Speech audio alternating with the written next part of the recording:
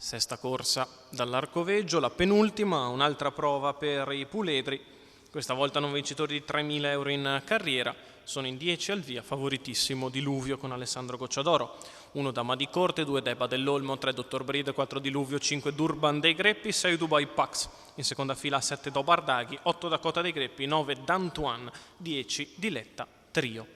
L'allineamento si va a completare lungo la curva di sinistra con il 6 di Dubai Pax che per il momento non tocca l'ala all'estremità esterna. Autostart che entra in dirittura e si prepara a lasciarli con problemi per D'Antoine. Veloce Dama di Corte con al largo Deba dell'Olmo e in mezzo alla pista Diluvio. In 3 a giocarsi la partenza con Dama di Corte che imbocca la prima curva in vantaggio nei confronti di Deba dell'Olmo. All'esterno è Diluvio, lungo la corda è partito bene Dakota dei Greppi dalla seconda fila, quindi ancora il 7 di Dobardaghi. In pariglia esterna alle spalle di Diluvio c'è Dottor Bride. 15 per il lancio e Dama di Corte si staglia all'avanguardia in maniera anche abbastanza netta nei confronti di Deba dell'Olmo, Dakota dei Greppi, a largo Diluvio 34 per i primi 400 metri con Maurizio Cheli che cerca di riprendere in mano ora la propria allieva che era anche un po' ardente nella prima fase di gara, 46,3, mentre galoppa Dakota dei Greppi che lascia così spazio alla corda in terza posizione. Si può sistemare lì Dottor Bride. Davanti alle tribune insiste a largo Diluvio che cerca di andare a prendere contatto con la testa della corsa, 1-1-1 per la metà gara.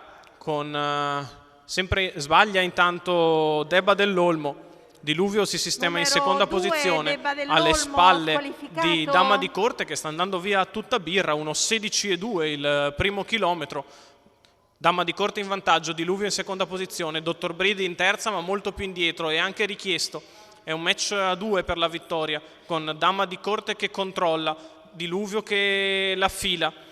15,2 anche la dritta di là, Dama di Corte che è in vantaggio, Diluvio sempre in seconda posizione, mentre si infiamma la lotta per la terza moneta con Dottor Bride che è sempre in vantaggio, viene in mezzo alla pista Dubai Pax a 200 dalla conclusione, Dama di Corte in vantaggio, Diluvio nella sua scia alla retta d'arrivo con Dama di Corte che cerca la difesa, Diluvio che sceglie l'open stretch, Dama di Corte in vantaggio, Diluvio che scatta di dentro, Dama che ha ancora qualcosa ma arriva Diluvio che nei pressi del palo passa e vince, Diluvio che trova la vittoria. Al terzo posto è Dobardaghi che scatta bene, ma Dama di Corte gliel'ha fatta sudare.